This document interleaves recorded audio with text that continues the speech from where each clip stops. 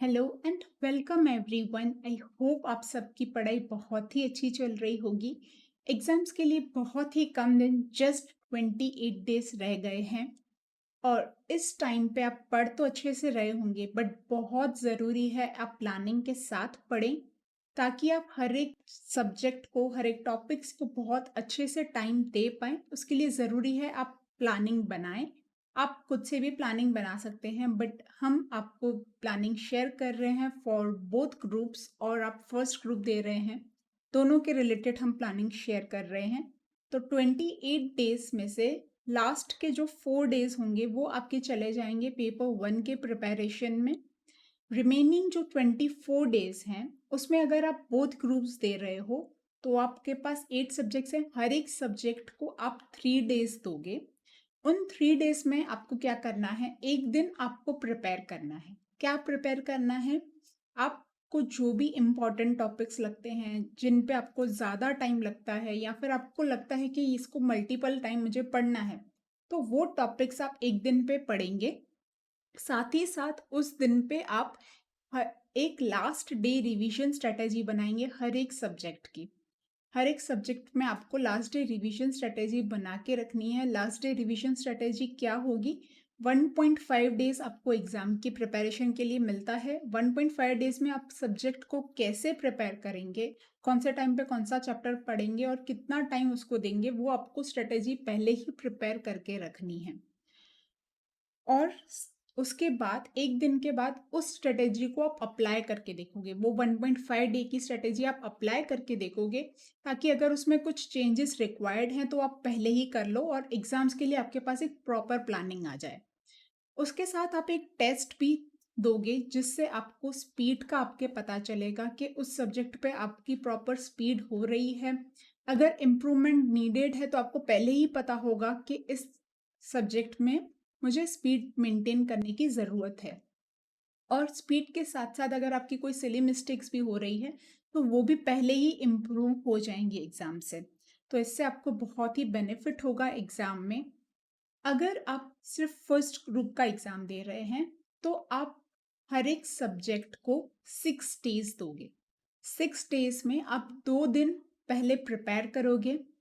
2 दिन प्रिपेयर में वही similarly last day revision strategy और कोई भी इंपॉर्टेंट टॉपिक्स जो आपको लगता है ज़्यादा टाइम लगेगा रिवाइज करने के लिए, या फिर आपको मल्टीपल टाइम रिवाइज करना है, तो वो आप 2 दिन में करके रखोगे।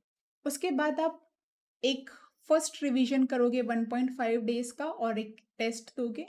फिर आप नेक्स्ट 2 डेज में सेकेंड टाइम रिवीजन करोगे। तो इस तरीके से आपका पूरा सब्जेक्ट प्रॉपरली 2 टाइम्स रिवाइज हो जाएगा और आपके जो भी इम्पोर्टेंट टॉपिक्स हैं वो 2 दिन में प्रिपेयर भी हो जाएंगे। तो दिस वे आप अपने स्टडीज़ को अप्रोच कर सकते हो। तो आप बहुत ज़रूरी है कि एलडीआर प्रिपेयर करके रखो, 1.5 डे रिवीजन स्ट्रेटेजी, और उसको इम्प्लीमेंट भी करके देखो।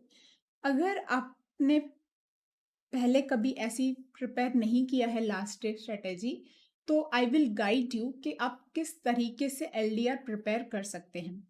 तो एग्ज़ाम के टाइम पे आप देखोगे तो you are available with 20 hours. रफली हमें 20 आवर्स होते हैं हर एक सब्जेक्ट में। उसमें से आप लास्ट के 4 आवर्स अलोकेट करोगे लास्ट टाइम रीडिंग पे। जो भी आपको लास्ट मिनट रीडिंग करनी है, जो टॉपिक्स, जो क्वेश्चंस आपको देखने हैं लास्ट मिनट रीडिंग्स में, वो आप 4 आवर्स अलोकेट करोगे। बाकी के 16 आवर्स में आपको प्लानिंग करना है कि पूरा सिलेबस आपको कैसे रिवाइज करना है। उस 16 आवर्स में दो फैक्टर्स आपको ध्यान रखना है। एक ध्यान रखना है सीक्वेंस का, और एक ध्यान रखना है एलोकेशन का। एलोकेशन में आप बात करें हम, तो आप पहले डिसाइड कर लोगे कि इस चैप्टर का एग्जाम वेटेज कितना है और इसको आप कितना टाइम दोगे। तो वो है टाइम का अलोकेशन। अब आते हैं सीक्वेंस पे। तो सीक्वेंस आप कैसे डिसाइड करोगे? अब हर एक स्टूडेंट के अलग अलग इफेक्टिव टाइम आवर्स होते हैं। किसी को मॉर्निंग में अच्छा लगता है, किसी के, वो आपके अकॉर्डिंग है कौन से आपके बहुत ही इफेक्टिव टाइम आवर्स हैं। आप सारे चैप्टर्स को ABC रैंकिंग कर लोगे। कि आपको किस चैप्टर को बहुत अच्छे से प्रिपेयर करना है, वो A ranking, second B ranking and C ranking, इस तरह से आप एबीसी रैंकिंग प्रिपेयर करोगे। और जो भी आपका बहुत ही इफेक्टिव टाइम है उसमें आप ए कैटेगरी के क्वेश्चंस करोगे। जो आपका एवरेज इफेक्टिव टाइम है उसमें आप बी कैटेगरी के चैप्टर्स करोगे। और जो आपका लेस इफेक्टिव टाइम है उसमें आप सी कैटेगरी के क्वेश्चंस करोगे, सी कैटेगरी के चैप्टर्स करोगे, सॉरी। तो इस तरह से आप सीक्वेंस और अलोकेशन दोनों डिसाइड करके रखोगे कि आप एग्जाम से आने के बाद कौन सा चैप्टर्स करोगे, नेक्स्ट दिन पे कौन से टाइम पे कौन सा चैप्टर्स करोगे, और लास्ट का जो दिन होगा वो तो 4 आवर्स आप लास्ट मिनट रीडिंग जो भी आप करना चाहते हो वो आप करोगे। So this way you can prepare LDR for each and every subject. SFM का एलडीआर मैं शेयर कर दूंगी। रिमेनिंग सब्जेक्ट्स के लिए आप इस मेथड से प्रिपेयर कर सकते हैं। अब यहाँ पे आपको अलोकेशन के लिए भी एक पॉइंट मैं बता दूँ। अलोकेशन में बहुत इजी वे, किसी को डिफिकल्ट होता है कि हम कैसे अलोकेट करें। तो से फॉर एग्जांपल कोई चैप्टर है 4 मार्क्स का, 4 मार्क्स के लिए आपको एवरेजली 7 to 8 मिनट्स पर मार्क लेना है। 7 to 8 मिनट्स पर मार्क लेना है। तो अगर आपका 5 मार्क्स का चैप्टर है से फॉर एग्जांपल, तो आप उसको 40 मिनट्स अलोकेट करोगे। इस तरह से आप टाइमिंग डिसाइड कर सकते हो।